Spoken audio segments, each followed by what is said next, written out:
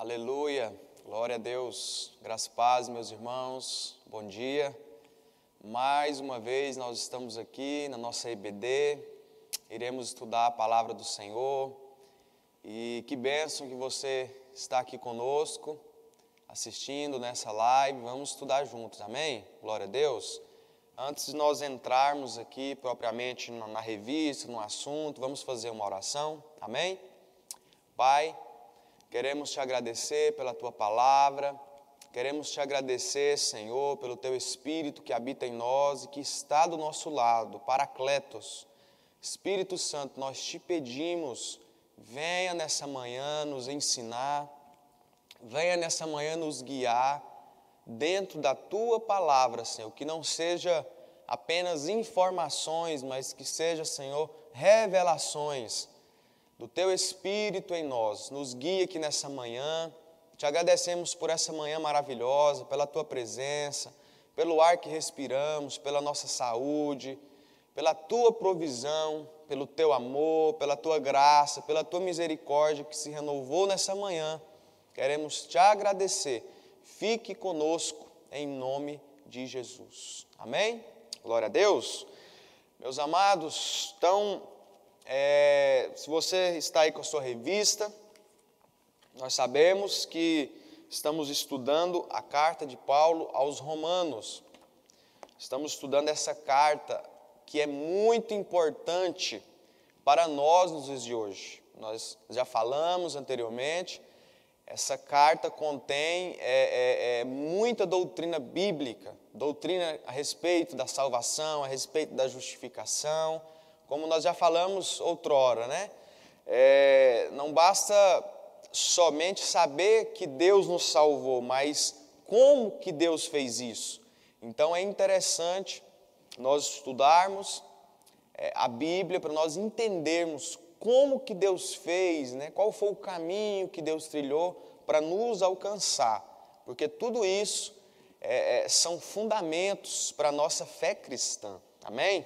Então, nesse domingo nós iremos estudar o capítulo 15, a lição número 15 da sua revista, cujo tema é Paulo e a liberdade cristã, amém?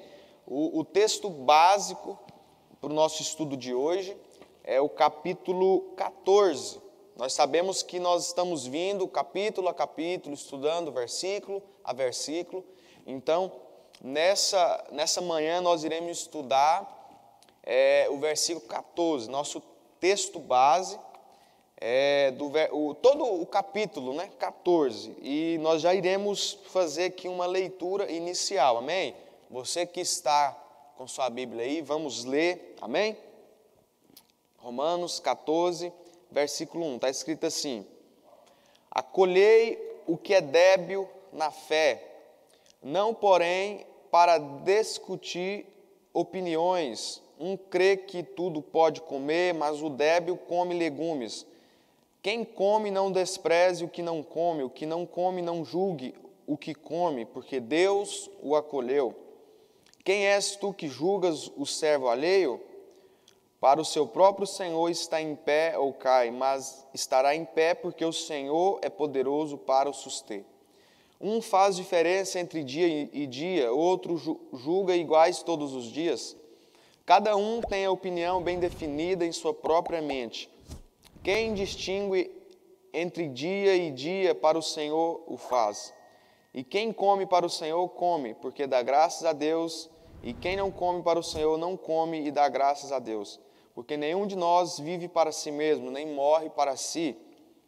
Porque se vivemos para o Senhor, vivemos, se morremos para o Senhor, morremos.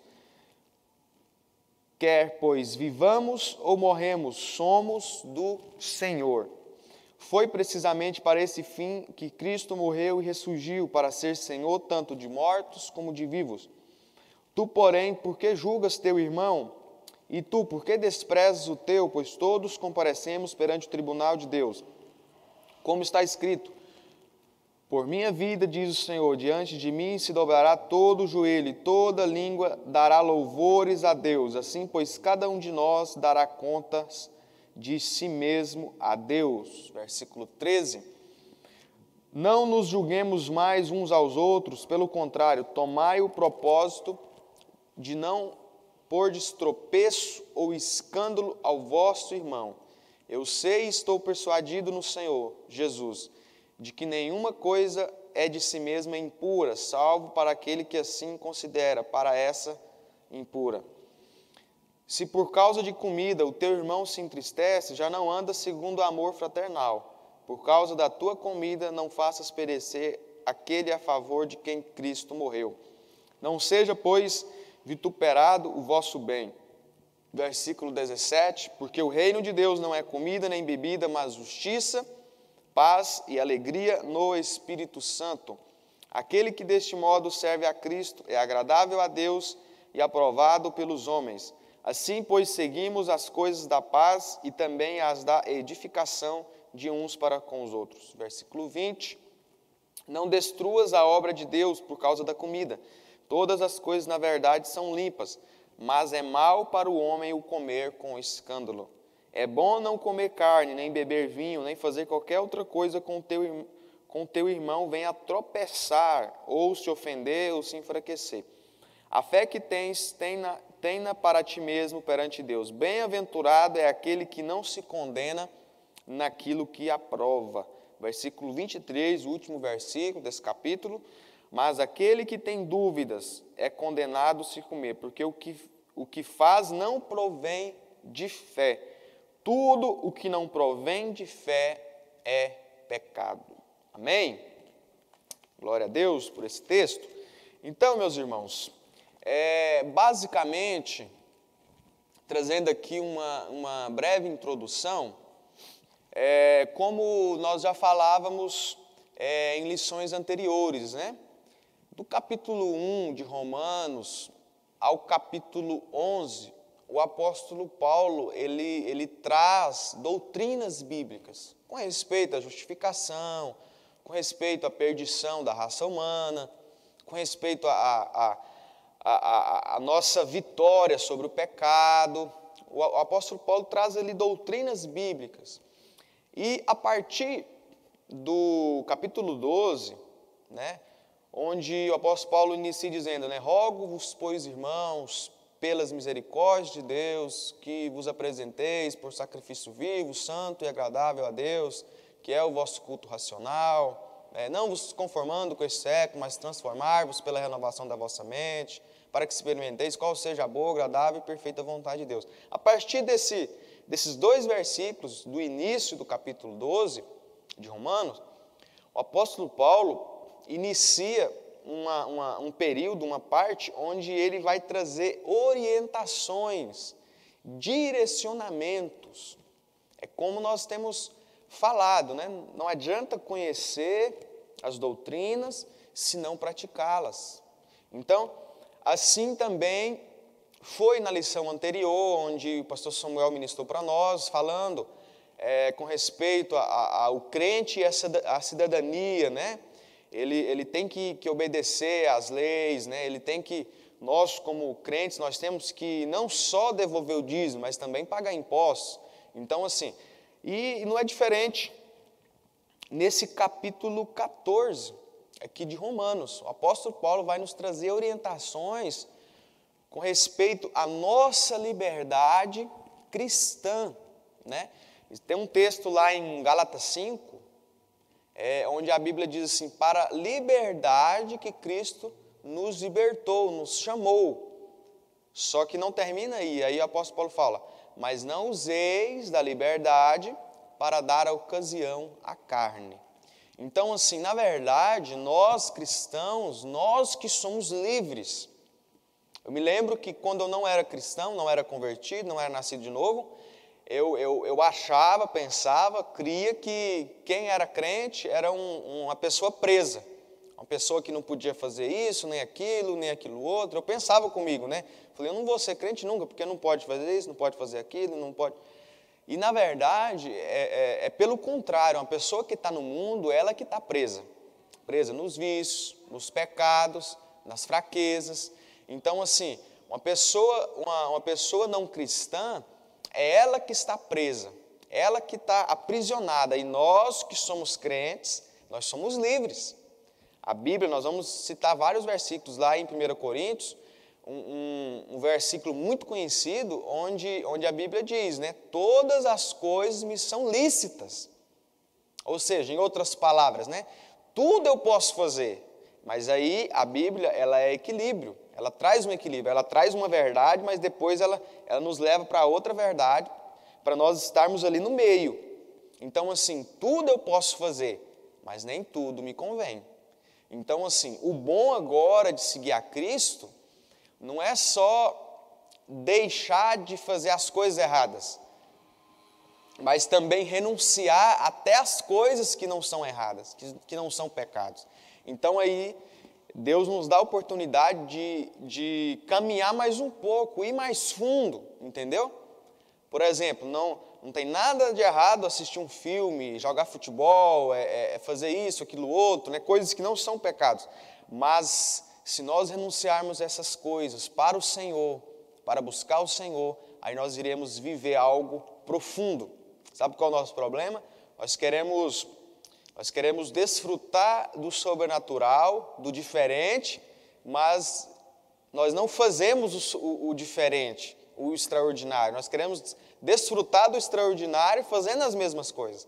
E eu quero te dar uma palavra nessa manhã. Se você quer desfrutar do sobrenatural, se você quer desfrutar do extraordinário, faça o extraordinário. Amém? Então, nessa lição de hoje, nós vamos falar sobre a liberdade cristã. Então, assim, não é que nós não podemos fazer, não. Nós podemos fazer tudo. E por que nós não fazemos? Porque hoje nós podemos escolher comer da árvore da vida, que é a presença de Deus, que é a presença de Jesus. Amém? Então, vamos entrar nessa lição. Amém?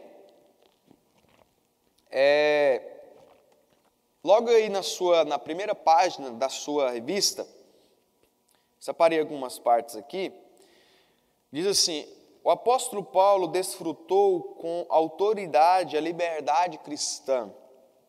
Sua maturidade espiritual revela completa emancipação de inibições e tabus religiosos, sem ferir nenhum princípio bíblico. Irmãos, aqui está a chave. Então, nós não podemos viver uma falsa liberdade quebrando princípios bíblicos. Entendeu? Nós não podemos praticar uma verdade quebrando outra. Entendeu? Nós não podemos quebrar princípios. Princípios não se quebram. Princípios se mantêm. Amém? Então, o apóstolo Paulo é interessante. Se tem um camarada que viveu a liberdade cristã em uma plenitude imensa, talvez máxima, foi ele. Mas ele mesmo dizia, né, eu sendo livre de todos, faço-me escravo de todos. Olha que interessante. Então, assim, nós aprendemos liberdade com um cara que ficou uma terça parte da vida cristã presa. Olha que interessante, né? Há alguns estudiosos que dizem que Paulo, quando se converteu, ainda viveu 33 anos. Os primeiros 11 anos da vida de Paulo foi buscando ao Senhor, estudando a Bíblia. Nós podemos encontrar isso lá no início da carta dele aos Gálatas, onde ele fala que ele foi para as regiões da Arábia, né? Foi para o deserto. Então, assim, os primeiros 11 anos do apóstolo Paulo, ele buscou o Senhor, ele foi se edificar, foi amadurecer. E aí o que aconteceu? Os outros 11 anos do apóstolo Paulo, posteriores, Paulo foi abrir igreja, foi estabelecer igrejas, fundamentar, foi pregar o evangelho, curar os enfermos, foi divulgar o evangelho de Cristo aos gentios. E os últimos 11 anos do apóstolo Paulo, ele viveu preso nas prisões, em Roma, até lá em Roma mesmo, onde ele foi, né, decapitado, um mártir. Então, é interessante nós vermos isso. Nós aprendemos sobre liberdade cristã com um cara que viveu a terça parte da vida dele, da vida em Cristo, preso. Por quê? Porque, irmãos, Uma pessoa, porque liberdade não é fazer o que você quer. Liberdade, ela é interior. É uma consciência, né? É você poder fazer tudo, mas entender que não convém fazer tudo, que você tem algo superior. Amém? E nós vamos aprender sobre isso. E seguindo essa linha, seguindo o capítulo 14 de Romanos, nós vamos, o escritor aqui dessa lição, ele separou aqui 4 pontos para nós vermos. 4 pontos. Aliás, 3 pontos. Primeiro ponto que nós vamos ver, a partir desse capítulo, nós vamos ver sobre os fracos e os fortes. Segundo ponto, nós vamos ver 7 princípios de liberdade cristã. Então, assim, para toda doutrina na palavra de Deus, existem princípios. Então, hoje nós vamos falar da doutrina da liberdade cristã. Então, segundo ponto que nós vamos tratar, nós vamos ver 7 princípios de liberdade cristã. Terceiro ponto que nós vamos ver, Cristo e o supremo exemplo de respeito ao próximo. Amém? Então, primeiro ponto, os fracos e os fortes. Aí, no primeiro versículo do capítulo 14, o que a Bíblia diz? Acolhei o que é débil. Na sua versão, ele talvez esteja fraco, né?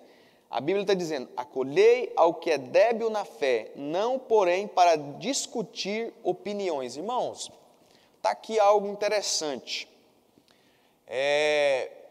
Nós sabemos que existe uma igreja só, não existe várias igrejas. Não existe a igreja Comunidade Cristã Boas Novas, a igreja Assembleia de Deus, a igreja Batista. Nós falamos assim por questão assim, de expressão, né? Mas na verdade são ministérios. Biblicamente existe uma só igreja. A Bíblia fala uma só fé, de um só Deus, de um só Senhor, de um só mediador entre Deus e os homens. Então, assim, nós temos que entender que existe uma igreja, a igreja de Cristo, a igreja do Senhor. Quem fundou ela? Foi Jesus. Jesus que fundou ela, né? Há quase 2000 anos atrás, após a morte dele, após a ressurreição dele, quando o Espírito Santo veio ali em Atos 2 e assoprou sobre a igreja, ali começou a igreja, com apenas 120 pessoas. Hoje nós somos milhares, né? Creio eu que já deve ultrapassar, né? Tratando só dos cristãos protestantes, de mais de 1 bilhão a 2 bilhões de cristãos protestantes. Então, assim, quem fundou essa igreja? Jesus. Quem sustenta ela? Jesus. Quem irá buscar ela? Jesus. Então são ministérios. Então, assim, nós sabemos que a nossa igreja, nosso ministério, né? O nosso ministério, Comunidade Cristã Boas Novas, ela tem uma identidade cristã. Ela tem alguns costumes, tem sim. E cada ministério tem o seu costume. Cada ministério tem sua visão, tem sua identidade, né? Então, assim, nós temos que aprender a lidar com todos. É interessante nós vermos isso, porque o corpo de Cristo ele é muito grande para caber em um só ministério, não cabe. Por que existem vários ministérios? Porque o corpo de Cristo é tão grande que às vezes não cabe num só ministério, entendeu? Então, assim, você pode observar que cada ministério tem um foco, tem um forte neles, né? O Batista, ele estuda muito a Bíblia, né? As doutrinas, a igreja cristã também, né? Assembleia de Deus. Você tem uma igreja que abre igrejas em todos os lugares. Quando a gente anda no sertão, você vê lá, você anda lá no oco do mundo, lá no escondido, no oculto, lá você chega lá, tem uma igreja, Assembleia de Deus, está levando o reino de Deus. Tem seus costumes? Tem, mas nós temos que saber respeitar, né? Nós temos que respeitar o outro, né? Tem ministérios que acreditam, não, tem um dia que é santo e tal, e eles separam esse dia para o Senhor, irmãos. Glória a Deus, né? Nós podíamos fazer isso, né? Separar um dia na semana. Claro que não pode também ir para o outro extremo, né? Viver a semana toda de forma leviana e você falar, não, agora esse dia é para o Senhor. Não. Nós queremos que todo dia é do Senhor, né? Mas tem ministérios que eles separam um dia da semana e ficam ali orando, buscando a Deus. Glória a Deus, irmãos. Bênção, né? Que tremendo. Aí tem ministério, não como tal carne. Irmãos, às vezes faz mal, né? Para a saúde. Então, glória a Deus. Se a pessoa não come, a pessoa não pode, esses costumes, nós temos costumes aqui também, né? Nós temos os nossos próprios costumes, né? Interessante que um tio meu veio aqui na nossa igreja, e aí ele viu a gente orando, né? Andando para um lado, para o outro. Aí depois ele falou para mim, nossa, vocês oram interessante, né? Vocês oram andando. Então, assim, tem gente que ora ajoelhado, né? E a gente não pode cair para o outro extremo, né? Falar, não, tudo é religião, irmãos. A Bíblia fala também de orar de joelhos. Lá em Efésios, o apóstolo Paulo fala assim, por esta causa eu me ponho de joelhos. Então, assim, quando a gente está de joelho, é uma forma de adoração, de rendição, de humildade, né? Então, nós temos que saber lidar, nós temos que ter maturidade. Então, esse primeiro ponto aqui vai falar dos fracos e dos fortes, irmãos. Talvez seja o maior desafio, preste bem atenção, até escrevi aqui. Talvez o maior desafio de uma pessoa madura é ela saber lidar com o imaturo. Entendeu? Então, assim, as pessoas que se julgam maduras na fé, elas têm que provar que elas são maduras quando elas estão lidando com o imaturo. Então, assim, às vezes a pessoa, não, eu sou maduro e tal, tenho uma maturidade, eu tenho 30 anos de igreja, 30 anos, irmãos. Na igreja, existem pessoas de todas as formas, né? Existem os mais delicados, os mais sensíveis, os mais casquinha de ovo, existem os mais aroeira, né? Existem pessoas de todas as formas. Então, assim, nós temos que saber lidar. E nosso maior exemplo de conduta cristã é o Senhor Jesus. Não tem como. Eu meditava sobre essa lição de hoje, né? Concernente aqui aos fracos e os fortes, né? Os maduros e os maturos. Eu lembrava de Jesus, irmãos. Os discípulos, Jesus viveu com eles 3 anos e meio, e nós vemos muita imaturidade nos apóstolos. Quando a gente fala Pedro, a gente pensa, meu Deus, o apóstolo Pedro tal, e a gente vê as cartas que ele escreveu e tal, e curou enfermos, a gente vê o João, tal, o apóstolo do amor. Irmãos, esses irmãos nossos, eles foram imaturos. João teve um momento lá que a aldeia não quis receber Jesus. Ele falou, não, Jesus, vamos mandar fogo, vamos queimar. Olha a imaturidade do cara. Jesus falou, não, vocês não estão sabendo de que espírito nós somos, não. Nós temos que dar vida, não é matar, né? Agora chegar e meter fogo em todo mundo. Então, Pedro, né? A gente vê muita imaturidade nos discípulos, naquele momento ali que Jesus estava com eles. Mas Jesus soube lidar com eles. Ao mesmo tempo, Jesus, como se diz, Jesus batia e depois carinhava, né? Então, a gente tem que ter esse equilíbrio, né? De saber lidar com os mais fracos, né? Então, é basicamente isso que esse primeiro ponto vai tratar, né? E aqui o escritor disse que nós formos ler esse capítulo, lá na igreja de Roma, e talvez até nos nossos dias, há 4 tipos, né, de fracos na fé. Aqui, letra A, aí da sua segunda página, a Bíblia fala que havia lá em Roma os ex-idólatras. O escritor diz aqui que eles sentiam-se impedidos de comer carne que antes de ser vendida em açougue local era dedicada a ídolos. Então, irmãos, a conduta de uma pessoa depois que ela aceita Jesus vai depender muito da vida que ela teve na vida passada. Então, Isso aqui é muito interessante, muito importante de nós entendermos. Então, tem pessoas, irmãos, que elas têm dificuldade em algumas áreas e talvez elas são mais radicais naquilo. E às vezes nós, outras pessoas, não temos dificuldade naquela área e a gente fala, não, o irmão é religioso e tal, olha lá, ele não faz isso e tal. Não, é porque ele teve problema com aquilo no passado, então ele passa de largo naquilo. E então, assim, a Bíblia fala dos ex-idólatras, dos ascetas, dos legalistas e dos cristãos judeus. Então, nós temos que entender que, nós lemos o último versículo, irmãos, essa lição é muito importante, ela é muito interessante. Aqui no último versículo do capítulo 14, o que o apóstolo Paulo fala? Na última parte diz assim, ó, e tudo que não provém de fé é pecado. Irmãos, então assim, o que a Bíblia está querendo dizer? Irmãos, tem coisas que para algumas pessoas vai ser pecado. Por quê? Porque se ela praticar aquilo, ela vai se desbestar naquela situação e vai cair. Para outros não. Então assim, tem gente que às vezes ela não pode ter acesso à internet.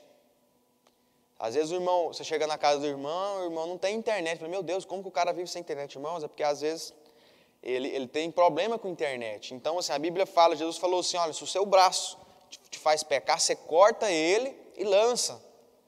Se tua mão esquerda te faz pecar, você corta ela. É melhor você chegar nos céus, né, sem a mão do que ir para o inferno com as duas mãos. Então, assim, o que Jesus estava querendo dizer? Irmãos, tem coisa que nós temos que cortar. Porque aquilo vai levar você a um destino triste. Então, nós temos que saber lidar com isso. Entendeu? Você que tem dificuldade em tal área, né? E tem fraqueza em tal área, você tem que ser radical nisso aí. Entendeu? Com o pecado a gente não brinca. Porque o pecado, a gente vai dando corda, aí quando vê que não, meu amigo, a vaca já foi para o brejo. Entendeu? Então, aí a Bíblia fala também dos ascetas, que eles os ex-ascetas, né? Eram pessoas assim, que viviam de forma assim, viviam numa renúncia muito grande das coisas, dos prazeres, não comia tal comida e tal. Então a gente tem que saber entender isso, né? Tem pessoa que, não, por decisão própria, ele não come tal comida, isso é ele e o Senhor. Então nós temos que saber lidar com isso, né? Eu mesmo, quando eu estive no campo missionário, lá eu tive que lidar com... eu estava lá servindo numa igreja que era um outro ministério. Então lá eles tinham certas práticas, eu tive que me adaptar ali para eu poder pregar o evangelho. Antes de eu ir num lugar, eu chegava, como que é aqui, a igreja e tal? Aí eu falei, não, aqui é assim, assim. Eu me amoldava naquilo ali, claro assim, não quebrando princípios, né? Mas eu me amoldava, né? Tanto é que até o pastor Samuel, os meninos ficam brincando, lá o Hans usava gravata, tal, terno. Então, assim, porque se lá eles têm esse costume, se eu chegar lá, né, de roupa normal, assim, às vezes eu iria pregar o evangelho, pregar a palavra, não ia ter tanta aceitação. E não tem nada a ver usar um terno, uma gravata, não é pecado usar gravata. Então assim, nós temos, e o apóstolo Paulo fazia isso, ele falava, olha, eu fiz de fracos para ganhar os fracos. Não estou querendo dizer que o outro ministério é fraco, não. Estou falando assim, que a gente tem que saber lidar, respeitar a crença do outro, o costume do outro. Amém? A Bíblia fala também dos legalistas. Esses aqui, irmãos, é uma turma assim perigosa. Porque, olha o que diz aqui na última parte. Os legalistas não entendiam a suficiência da fé em Cristo para a justificação do homem. Irmãos, quando a gente fala sobre... nos moldar assim para a gente se relacionar melhor com outros ministérios, é claro, não quebrando princípios, só que nós não podemos, irmãos, de forma alguma, ir para outros extremos. O legalista, ele entende que se ele fazer assim, aquilo ou outro, se ele vestir aquela veste, ele vai ser merecedor do reino, e aí é um engano. Nós não somos merecedores de nada, pela graça nós somos salvos. Isso não vem de nós, é dom de Deus. entendeu? E é pela fé. Então, assim, nós não podemos ir para o outro extremo. Falar, não, se eu vestir terno e gravata, né, eu conheço pessoas que dormem, homens que dormem de camisa, assim, butuada até aqui e tal, assim, porque a santidade ao Senhor, irmãos. Assim, é complicado isso aí, né? Mas, assim, se essa pessoa, ela entende que se aquilo é uma adoração ao Senhor, deixa ela. Se daquela forma ela consegue servir ao Senhor, amém, glória a Deus, que sirva, né? Só que ele também não pode julgar o outro que veste uma bermudinha, né? É, sim. Então, é cada um. Glória a Deus, seja feliz, né? Não quebra princípio, não. Então, aí a Bíblia fala também dos cristãos judeus, né? Esses também eram perigosos, né? Porque porque assim, a igreja cristã, a igreja primitiva, a primeira igreja, ela nasceu a partir do judaísmo. Então, os primeiros líderes da igreja, eles eram judeus, né? Pessoas que praticavam a lei, praticavam ali os sacrifícios ali de animais e tal. Então, no início da igreja, não era difícil discernir, separar o que era a fé evangélica de uma fé judaica, assim, era um negócio meio misturado, porque estava no início, eles se reuniam nas sinagogas e tal, só que assim, aí entrou depois as doutrinas bíblicas, o livro de Hebreus, onde a Bíblia nos ensina, né, deixarmos as coisas velhas, os costumes antigos e praticarmos os costumes novos, a nova doutrina. Então os cristãos judeus, eles eram perigosos, porque eles queriam trazer ali uma mistura do culto judaico com o culto cristão, entendeu? E até nós hoje, a pessoa... Irmãos, nascer de novo não é mudar de religião. Nascer de novo é receber uma paternidade. Então, às vezes, a pessoa, ela só muda de igreja, né? Ela ia em outra igreja no domingo, aí ela veio para a igreja, agora a igreja evangélica e tal, e não. Nós temos que deixar as coisas antigas. E agora é o novo, amém? Então, a Bíblia fala dos fracos, e nós temos que saber lidar, amém? E a Bíblia fala dos fortes, ponto 2, a palavra grega para forte é dínatos, significa alma forte, capaz de suportar calamidades com coragem e paciência, firmes nas virtudes cristãs, indica um cristão maduro na fé e no trato com o próximo. Então, irmãos, como eu falei, a nossa maturidade nesse aspecto de liberdade cristã, a nossa maturidade será medida dependendo como que nós tratamos os fracos na fé, os imaturos. Então, né, toda igreja, irmãos, tem pessoas problemáticas. Porque a igreja... As pessoas que vieram para a igreja são pessoas que estavam frustradas, estavam tristes, estavam com problemas, né? A igreja não é cheia de pessoas santinhas, não, né? Pelo contrário, às vezes as pessoas, aqueles que são os bons, eles ficam lá no mundo, eles se acham bons e tal. As pessoas que vieram para a igreja, as problemáticas. Então, assim, vai bater pedra com pedra, né? Vai sair uma faísquinha aí, mas nós temos que saber aproveitar essas situações, por quê? Quem são as pessoas que mais nos ajudam a crescer na fé? São os imaturos. Quem são as pessoas que mais nos ajudam a viver uma vida de maturidade? São os imaturos. Por quê? Porque aí nós vamos ter a oportunidade de perdoar, né? As pessoas que nos ferem. Nós vamos ter a oportunidade de fazer o bem para aqueles que nos fazem o mal. Nós vamos ter a oportunidade, né? De pagar o mal com o bem. Então, assim, são essas pessoas que nos ajudam. Na verdade, toda igreja tem uma problemática, né? Graças a Deus que a nossa igreja aqui, né, não é tanto assim, mas, irmãos, o mais problemático, a pessoa que mais é usada por Deus para nos moldar. Quem foi a pessoa que mais ajudou Jesus a chegar no propósito? Foi Judas, quem o traiu.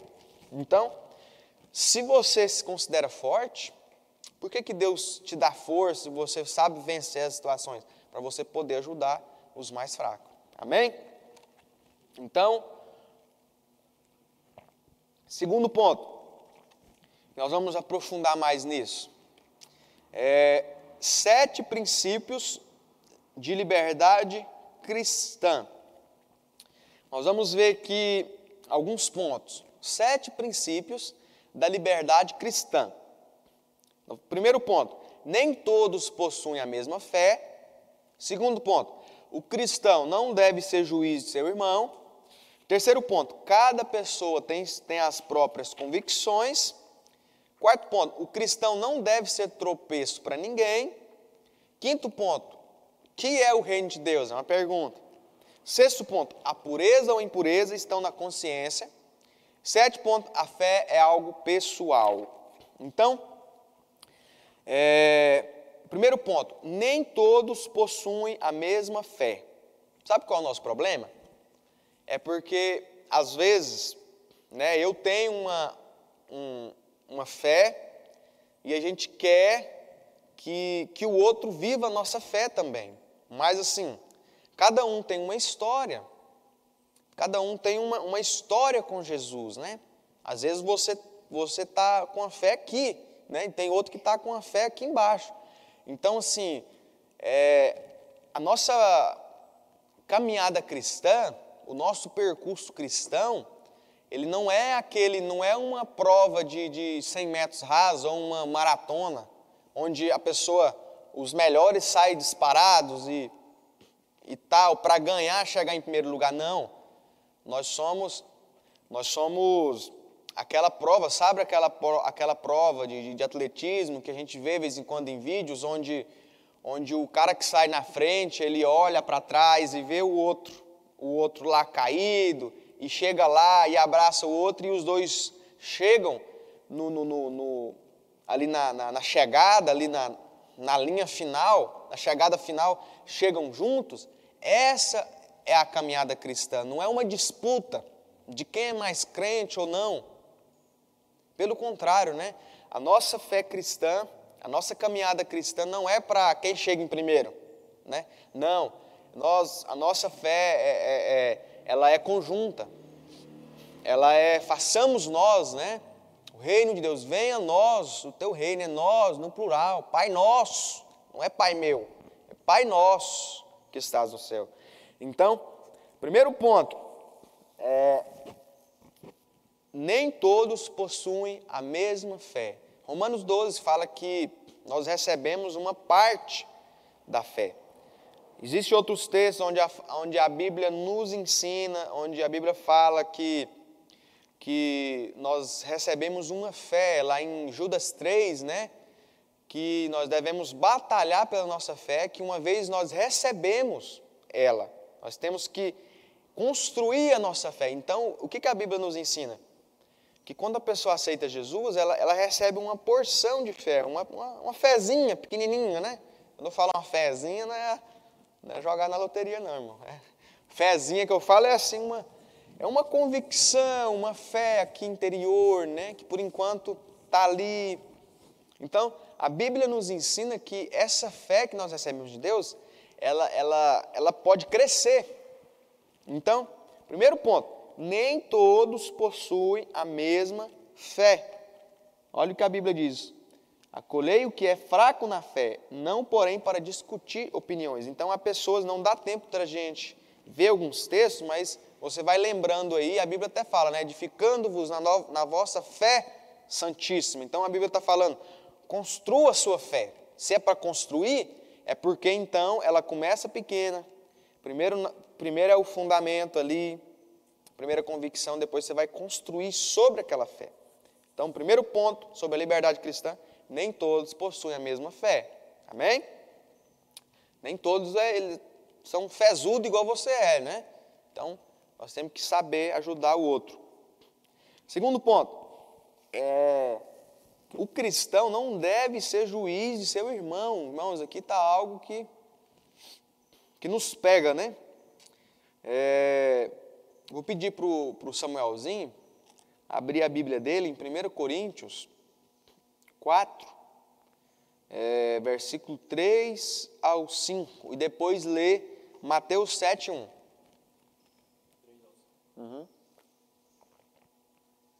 Todavia a mim muito pouco se dá de ser julgado por vós ou por tribunal humano.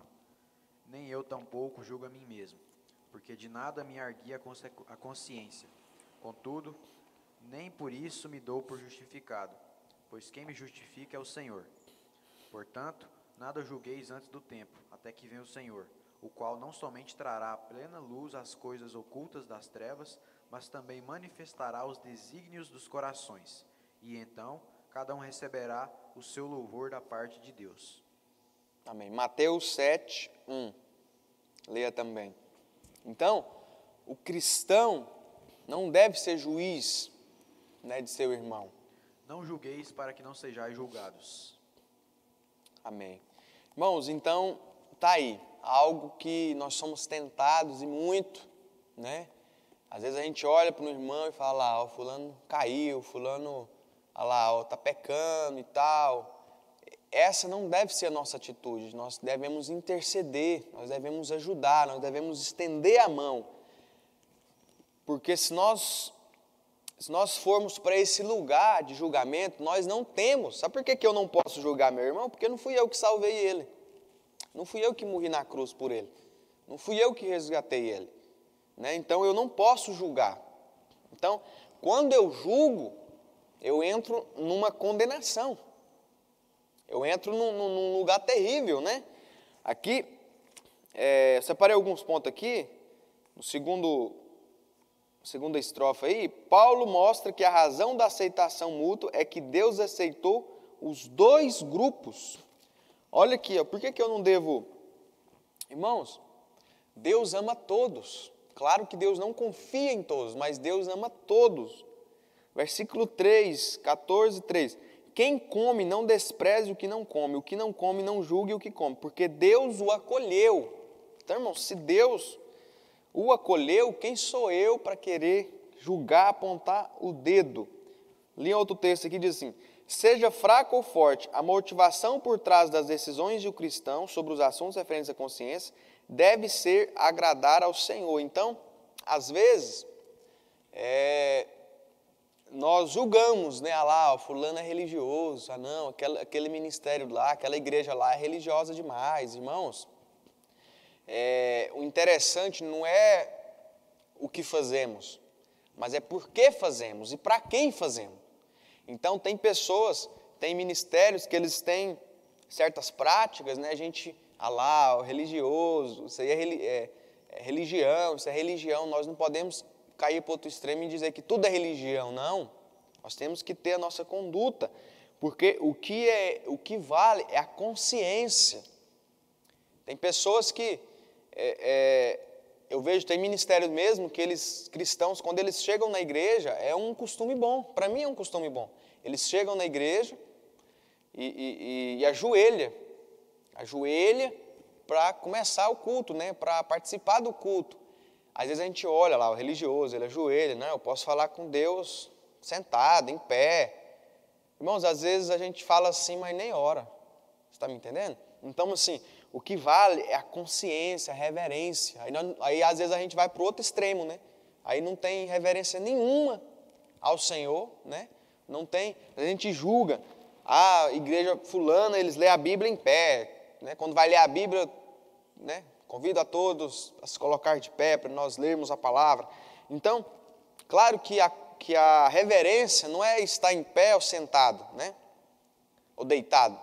A reverência é interior, mas se a consciência da pessoa que está em pé, lendo a Bíblia em pé, se ela traz uma consciência pura, uma motivação boa de agradar o Senhor, glória a Deus, Deus está recebendo aquela reverência. Bem? Então a reverência, ela é interior. Nós não podemos ser cristãos que julgam o outro. Ah, fulano, ciclano, não. A Bíblia fala assim, que aquele que está em pé, cuide para que não caia. Né? Então nós temos que vigiar nisso aí. Terceiro ponto, cada pessoa tem as próprias convicções. Irmãos, às vezes, né, chega um irmão e fala, olha, Deus me deu uma palavra, né? Deus deu uma palavra para eu fazer isso, isso e isso, aquilo, e Deus está me pedindo isso. Irmãos, amém, glória a Deus, faça mesmo, né? Às vezes a gente julga, não, eu acho que não é Deus que falou com esse irmão, não. ele está aí, está muito incutido, é porque às vezes nós não... Porque quando Deus nos fala algo, Deus nos dá uma visão antes. Então, às vezes, eu e você, nós não estamos vendo o que aquela pessoa está vendo. Eu lembro que quando eu estava no Piauí, lá, eu lembro como se fosse hoje, eu cheguei pela manhã lá no povoado, onde eu servi ali há algum tempo, e eu lembro que o Senhor me mostrou a igreja construída, uma igreja estabelecida. E lá havia alguns pontos de pregações, assim, meio assim, fazendo alguns cultos, relâmpagos, assim, de meses em meses, passava um tempo sem fazer, aquele negócio. E Deus me mostrou uma igreja estabelecida, um prédio ali, Deus me mostrou. Eu lembro que eu compartilhei com alguns irmãos e eles, não tem jeito não, a gente não tem condição, isso aqui não tá, não sei o quê. E eu compartilhei, mas assim, eu tinha uma convicção, né? E eu lembro que algumas pessoas, as pessoas de lá, né, mas assim, eu tinha minha fé para aquilo, né? E graças a Deus o Senhor nos honrou lá, né? Usou a nossa igreja aqui, né? Enviou recursos, né? Pessoas lá ajudaram também e nós construímos uma igreja, está lá, fazendo culto 2 vezes por semana, fazendo culto, e é a igreja da região, pregando o evangelho. Então, assim, às vezes uma pessoa, Deus dá uma visão para a pessoa, a gente fica, fulano está muito incutido nessa área aí, ó. Ele está muito incutido e tal. Não, é porque Deus falou com ele. Cada um tem sua convicção. Amém? Quarto ponto. Esse ponto aqui é forte, hein? Vou pedir para o Samuelzinho abrir Mateus 18, 7. O cristão não deve ser tropeço para ninguém. Isso aqui é forte. Pode ler. Mateus 18, 7. Ai do mundo por causa dos escândalos, porque é inevitável que venham escândalos, mas ai do homem pelo qual vem o escândalo. Olha aí, irmãos, essa palavra escândalo, no original, nesse texto, é escandalon no grego, que significa armadilha. Estou colocando o R aí para... Armadilha. O que é uma armadilha? É uma arapuca. Um goianão raiz aí vai saber o que é. Arapuca. É uma armadilha ali para pegar um pássaro, um animal ali. Então, o cristão não deve ser tropeço para ninguém. O que a Bíblia diz com respeito a isso, irmãos? Tem coisas que, para nós, na nossa consciência, não é pecado, mas para o outro é. E se você saber que fulano vai escandalizar com você com respeito àquilo, você está fazendo ele tropeçar. Você está me entendendo? Então, assim, às vezes tem coisa que não é pecado, né? Só que aí, às vezes a gente pensa, não é pecado, tal, mas, irmãos, vai trazer escândalo, vai escandalizar pessoas. Então, a Bíblia fala para nós não sermos armadilha para ninguém. Porque a Bíblia fala lá, ai daquele que vê um escândalo. Melhor ter essa pessoa que escandalizar outra, é melhor, a Bíblia está falando que é melhor ele ter amarrado uma pedra de moinho e se jogar no mar, irmão. Uma pedra de moinho é uma pedra enorme que eles usavam para amassar o trigo, para amassar a uva, assim. É uma pedra enorme, muito pesada. Já pensou amarrar uma pedra dessa no pescoço e se jogar no mar? Não sai mais nunca. É uma pedra que pesa toneladas. Lá. Pedra de moinho, né? No começo, quando eu li assim, eu pensava que a pedra de moinho era uma pedrinha pequena. Não, moça, é uma pedra grande. Pedra grandona mesmo, assim, larga. Eles amarravam ela ficava rodando assim e amassando o negócio lá. Então, olha só, a Bíblia fala que uma pessoa que escandaliza a outra, melhor ter pegado uma pedra de moinho, amarrado no pescoço e jogado no mar. Terrível isso aí. Então, nós não devemos ser tropeços para ninguém.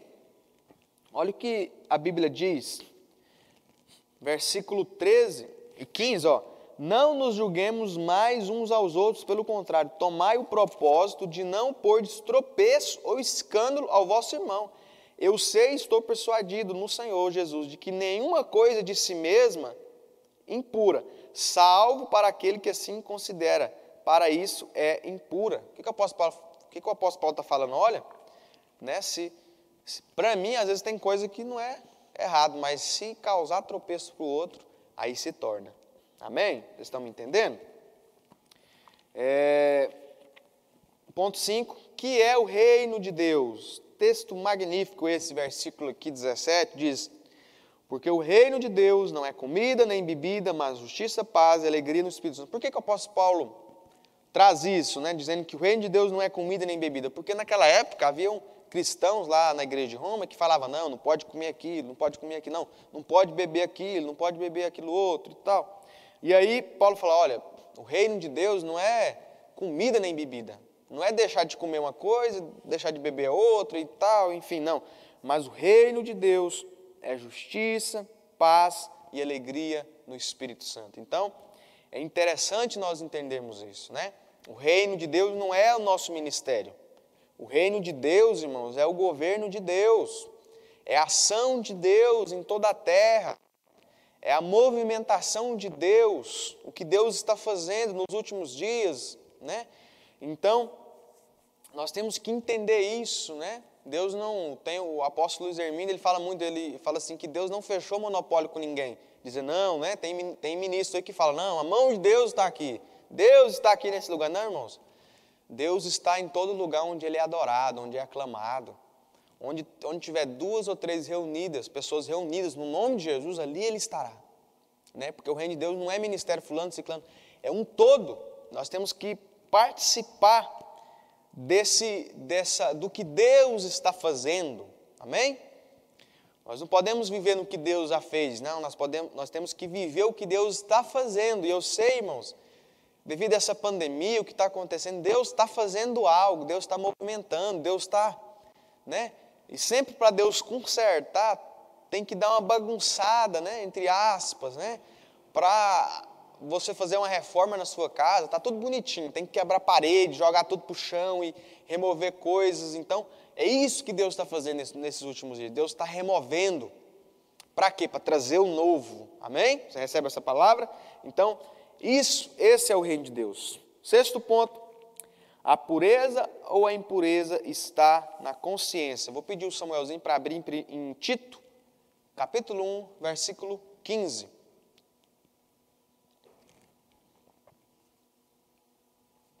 Tito 1, 15. A pureza ou a impureza estão na consciência. Todas as coisas são puras para os puros. Todavia, para os impuros e descrentes, nada é puro, porque tanto a mente como a consciência deles estão corrompidas. Irmãos, isso aqui é interessante, olha. Para o puro, tudo é puro, né? Para o impuro, tudo é impuro. O que quer dizer isso, irmãos? Às vezes a gente chega na igreja, né? Vou citar o nosso exemplo aqui, a gente chega na igreja, a gente olha numa coisa e fala, mas aquele negócio ali não testifica não, aquele negócio ali não e tal, e já fica assim, causando problema, né? Aquilo ali não concorda, irmãos. Né? Se aquela pessoa, daquele ministério tal, está tendo essa direção, né? Claro, voltando aqui sempre no não quebrando princípios bíblicos, né? Amém, glória a Deus, é para a glória de Deus, é para a glória do Senhor, é para expandir o reino de Deus, glória a Deus, que bênção, né? Então, tem pessoas, irmãos, né? Nós temos que tomar o cuidado para nós, eu, você, para nós não entrarmos nessa, né? Tem pessoas que acham problema em tudo, né? A gente vai evangelizar, não, porque tal, esse evangelismo, acha problema em tudo, acha pecado em tudo. E às vezes o problema está em nós, né? Vou citar o meu exemplo, se eu acho problema em tudo, às vezes o problema está no meu olho, né? Que a gente olha assim, ó, aquilo ali não é assim não, aquilo lá não tá. Irmão, se eu acho problema em tudo, às vezes o problema está no meu olho, né?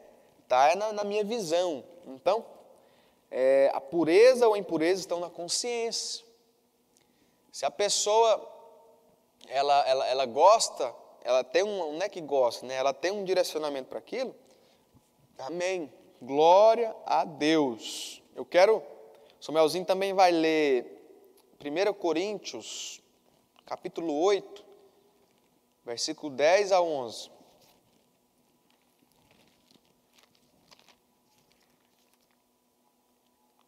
Porque se alguém te vir a ti, que és dotado de saber à mesa, em templo de ídolo, não será a consciência do que é fraco induzida a participar de comidas sacrificadas a ídolos? E assim, por causa do teu saber, perece o irmão fraco, pelo qual Cristo morreu. Olha só, o contexto aqui, irmãos, era com respeito a comidas sacrificadas a ídolos. Tem nesse outro texto aqui, no outro texto mais à frente aqui, no capítulo 10 de 1 Coríntios, o apóstolo Paulo fala, olha, né, comam tudo. Por quê? Porque o pecado não está na comida, está dentro de nós, né, a impureza. Mas assim, por exemplo, se uma pessoa te vê comendo aquilo, e ela fica, meu Deus, aquele negócio está com... Só um exemplo, né? Nós estamos usando um exemplo aqui da comida, porque era o contexto da época. Então, assim, sai fora. Se o seu irmão vai escandalizar com aquilo, não faça, por amor a ele, por respeito a ele. Está me entendendo? E aí a Bíblia fala, né? E se alguém chegar e falar, não, essa comida aqui é sacrificada a ídolo, aí a Bíblia fala para você não comer, né? Então, há religiões aí que fazem aí, né? Cerimônias, e a gente sabe que toda aquela comida é pro santo fulano, santo ciclano, sai fora, aí é pecado, né? Então, assim, isso vai da consciência, isso vai da nossa consciência. Então, a pureza ou impureza está na consciência, está em si. Amém? Aqui, quer ver? Deixa eu ler aqui. 1 Coríntios 10, 23, diz assim, todas as coisas são lícitas, mas nem todas convêm. Todas são lícitas, mas nem todas edificam. Ninguém busca o seu próprio interesse, e sim um de outrem. Comei de tudo o que se vende no mercado, sem nada perguntardes por motivo de consciência, porque do Senhor é a terra e a sua plenitude. Eu lembro que, lá no Nordeste, uma certa seita espalhou uma muda de, se eu não me engano, de ninho. Uma árvorezinha assim, ela cresce muito. Lá no Nordeste ela se dá bem porque ela não precisa tanto de chuva, assim, você planta, ela cresce demais. Então, aí depois eu escutei falar que aquela planta, ela é símbolo, né, dessa tal seita e tal. E se você andar no Nordeste, em todo lugar você vai ver ela. Vai ver ela em todo lugar, nos povoados, nas ilhas, todo lugar, porque lá, né, o sol é quente demais e ela fica verde o ano todo, ela nem seca. Ficou verde o ano todinho, vai crescendo e dá sombra, né? E aí fiquei sabendo, né, que essa tal seita espalhou essa planta, essa árvore, tal, e falou não, e fulano falou não, porque essa planta irmãos, a planta é do Senhor. Então, às vezes, né, tem seitas que pegam, não, porque não sei o quê, e pega uma planta, um animal, irmãos. Aqui, ó, Salmo 24, do Senhor é a terra e sua plenitude, tudo que nela há. Né? Foi meu pai que fez, parceiro. Aqui, versículo 26, porque do Senhor é a terra e sua plenitude. Se algum dentre os incrédulos vos convidar e quiser dizer, comei de tudo que for posto diante de vós, sem nada perguntardes por motivo de consciência. Agora o versículo 28, equilíbrio, ó. Porém, se alguém vos disser, isto é coisa sacrificada a ídolo, não comais, por causa daquele que vos advertiu, por causa da consciência. Consciência, digo, não a tua propriamente, mas a do outro. Pois porque há de ser julgada a minha liberdade pela consciência alheia. Se eu participo com ações de graça, porque hei de ser vituperado por causa daquilo que dou graças? Portanto, quer comais, quer bebais, ou façais outra coisa qualquer, fazei tudo para a glória de Deus. Aí fica aquela pergunta, né? Fazer isso é pecado? Irmãos, vai ser para a glória de Deus ou vai ser para a sua glória? Então, assim, tem tudo isso que nós devemos entender. Amém? Sétimo princípio, a fé é algo pessoal. Lê algo aqui que o Hernandes Dias Lopes disse, né? Nenhum cristão pode tomar emprestadas as convicções de outro para ter uma vida cristã honesta. Tudo que não é feito em harmonia com convicção de que está de acordo com a Bíblia é pecado, embora por si só, por ser uma ação correta. Nós entramos ali. Irmãos, eu achei esse texto aqui muito profundo. Ó. Esse versículo, Romanos 14, 23, olha só, vamos ler novamente. Mas aquele que tem dúvidas é condenado se comer, porque o que faz não provém de fé. E tudo que não provém de fé é pecado. Olha só, o que é fé? Fé, irmãos, é uma convicção interior, é algo espiritual, é algo gerado pelo Espírito Santo. Como nasce a fé? Nasce de um relacionamento nosso com a palavra de Deus. A Bíblia fala que a fé vem pelo ouvir e ouvir a palavra de Deus. Então, como que nasce a fé? A fé é uma convicção interior. Então, é algo pessoal, é algo interior. Então, ninguém tem convicção para o outro. A fé é algo particular, individual. Eu achei muito interessante esse texto. Tudo que não provém de fé é pecado. Ou seja, tudo que não provém de Deus, de algo que Deus plantou em você, irmãos, é errado, sai fora. Amém? Terceiro ponto, e o último, e já caminhando para o fim, Cristo e o supremo exemplo de respeito ao próximo. Está aí no capítulo 15, do versículo 1 ao 13 de Romanos.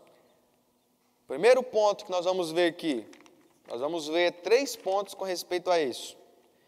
Cristo não agradou a si mesmo. Eu volto aqui naquela primeira linha que eu falei. Irmãos, nós podemos enxergar várias imaturidades nos discípulos, nos apóstolos, antes deles crescerem em conhecimento, antes deles receberem o Espírito Santo. Eles não entendiam muito o que Jesus falava. Então você via muita imaturidade, muita mesmo. E nós enxergamos que Jesus sabia lidar com aquela situação. Jesus repreendia, mas ao mesmo tempo não perdia eles.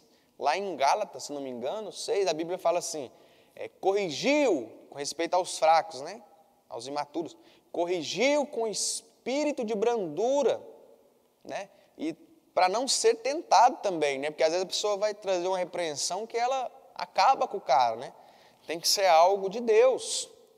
É muito lindo de ver Jesus voltar após a ressurreição e ter aquele encontro com Pedro. Nós sabemos que Pedro negou Jesus, E Pedro foi atrás de Jesus, tentar restaurar ali, ele ficou para baixo. Ali em João, capítulo 21, salvo engano, a Bíblia fala que Pedro se levantou e disse assim, vou pescar. E outros discípulos acompanhou ele nessa pescada, nessa pescaria. E aí, interessante, irmãos, que Jesus havia dado uma palavra para Pedro, para ele largar a pesca. Jesus apareceu para ele ali no mar da Galileia e disse, venha, vou fazer de você pescadores de homens. E após a ressurreição, depois que Pedro negou Jesus, eu creio que Pedro entrou numa condição terrível de consciência, de desconfiança de si mesmo, de fraqueza espiritual. E o que Jesus fez? Jesus foi atrás dele.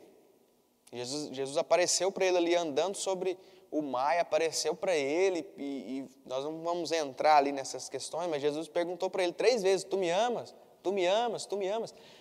E Jesus estava restaurando o relacionamento de Pedro com ele mesmo, com Deus. Então, nós vemos isso, Jesus agindo de forma madura. Volto a falar, nossa maturidade será revelada quando nós tratamos com os imaturos, com os fracos na fé. Então, o primeiro ponto para nós agirmos como Jesus agiu é entendermos que Cristo não agradou a si mesmo. Então, tem coisa que não vai te agradar, não vai me agradar, mas vai servir para o outro, vai abençoar o outro. Então, nós temos que entender, achei interessante essa parte aqui que diz aqui, Se Cristo é o exemplo, a Bíblia é o manual. Então, precisamos viver segundo o exemplo de Jesus, buscando conhecimento nas Escrituras. Então, nós temos que entender isso. Cristo não agradou a si mesmo. Olha o que diz o versículo 3 e o 4. Porque também Cristo, vamos ler do início do versículo 1 para dar entendimento, né? Ora, nós que somos fortes devemos suportar as debilidades dos fracos e não agradar-nos a nós mesmos. Portanto, cada um de nós agrade o próximo no que é bom para a edificação. Isso aqui é interessante, ó. Eu vivi uma situação ontem e achei interessante porque a lição fala justamente por isso, né? Um camarada entrou em contato comigo, pedindo ajuda e tal, só que assim, ele vem assim, aproveitando da nossa bondade, né?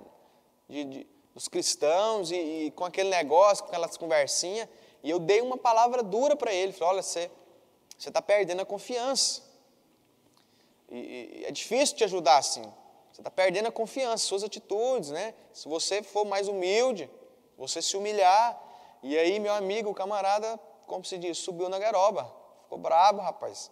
E aí eu fiquei até assim pensando, não poderia ser tão duro. Mas aqui, a Bíblia está dizendo, portanto, cada um de nós agrade ao próximo no que é bom para a edificação. Olha tanto que a Bíblia é profunda. Então, assim, tem coisa, né? A gente tem que agradar o outro, né? Mas assim, se for bom para a edificação dele, então tem coisa que não vai ser bom. Então tem que ter aquele equilíbrio.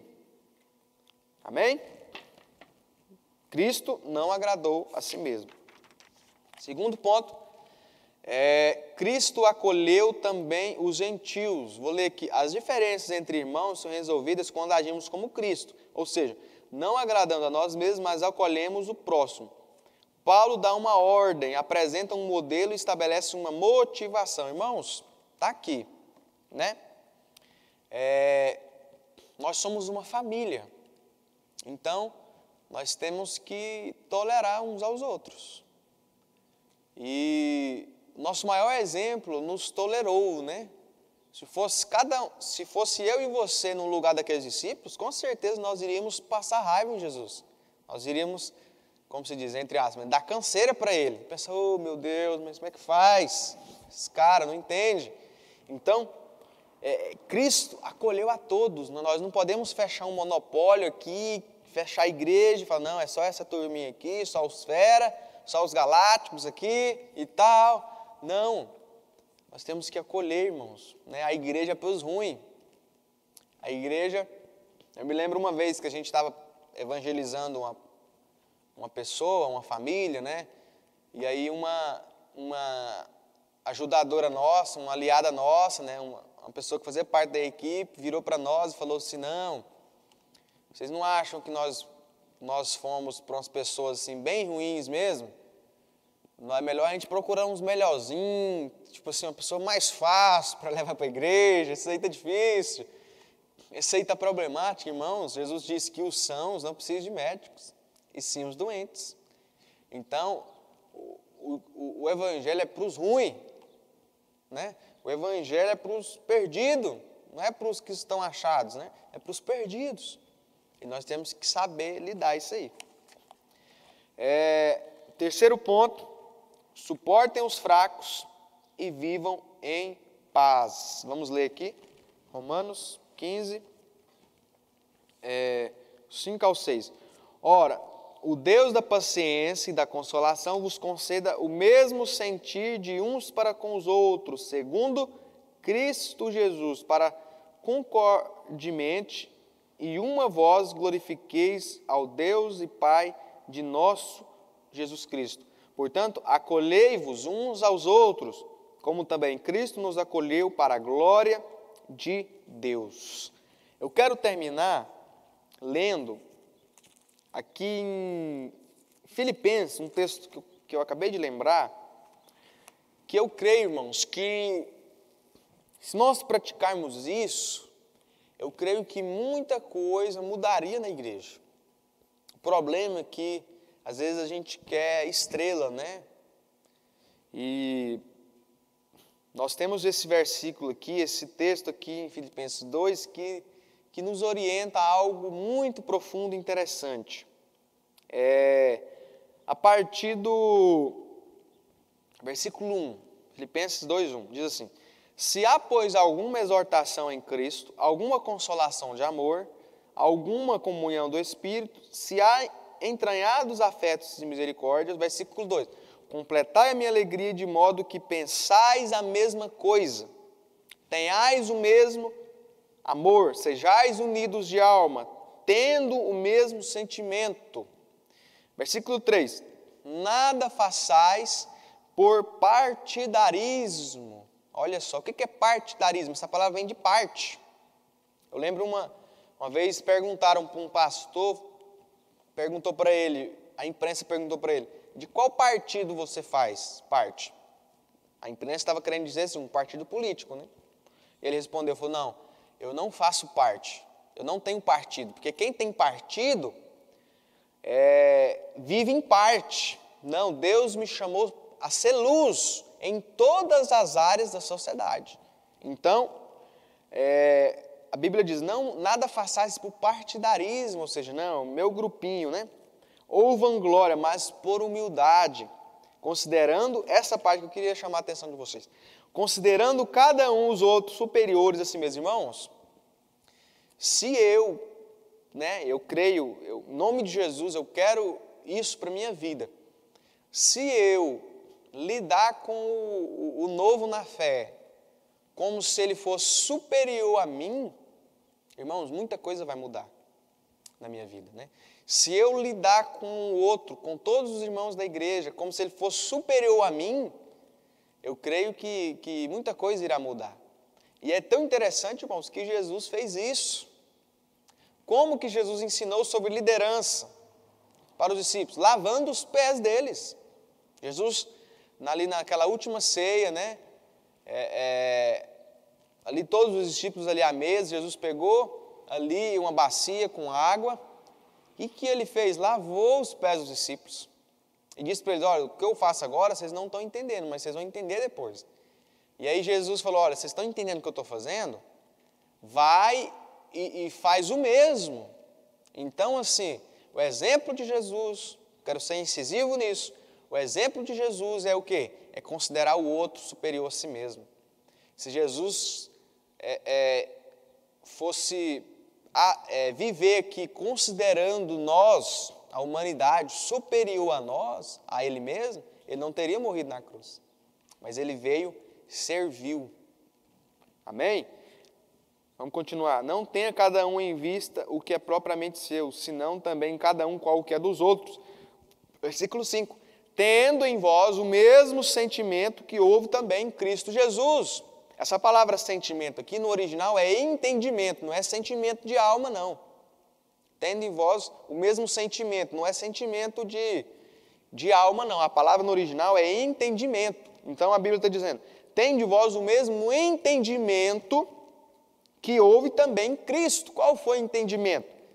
Pois ele, subsistindo em forma de Deus, não julgou como usurpação o ser igual a Deus, antes a si mesmo se esvaziou, assumindo a forma de servo. Palavra que é escravo, palavra doulos no original. Tornando-se semelhante à semelhança de homens e reconhecido em figura humana. A si mesmo se humilhou, tornando-se obediente até a morte de cruz, pelo que também Deus o exaltou sobremaneira e lhe deu sob o nome que está acima de todo nome. Amém? Então, esse é o exemplo de Jesus. Sejamos tolerantes. Quero ler também algo que os irmãos morávios, os irmãos moravianos, disse concernente a esse assunto. Diz assim, nas coisas essenciais, unidade. Nas coisas secundárias, tolerância. E em tudo, o amor.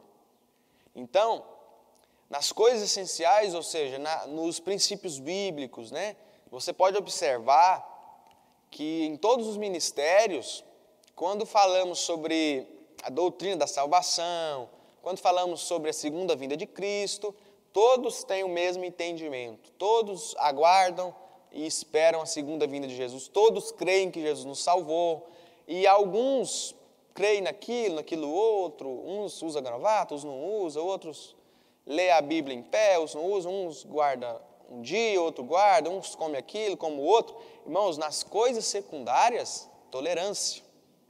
Ou seja, se um crê, não, é no batismo do Espírito Santo, o crê é no falar em línguas, não fala, não pode falar quando sente, não, só fala quando sente. Quando sente a presença de Deus, dá uma rodeada. Não, o outro, né, os worship, né, levanta a mão e tal, fica assim. Irmãos, glória a Deus, nós estamos adorando o mesmo Deus. Então, vou ler novamente, há uma frase muito madura, diz, nas coisas essenciais, unidade. Nas coisas secundárias, tolerância. E em tudo, o amor. Amém? E lendo aqui só a conclusão, concluímos citando mais uma vez John Stott. Quando se trata de questões fundamentais, portanto, a fé é o primordial. E ninguém pode apelar para o amor como uma desculpa para negar a essência da fé. Quanto às questões fundamentais, contudo, o amor que é primordial. Não se pode apelar para o zelo pela fé como uma desculpa para fracassar no amor. A fé instrui a nossa própria consciência. O amor limita o exercício dessa liberdade. Muito forte isso aqui. O bom seria se às vezes nós nos privamos de algumas coisas por amor ao próximo. Vou ler novamente. A fé instrui a nossa própria consciência. O amor limita o exercício dessa liberdade. Amém?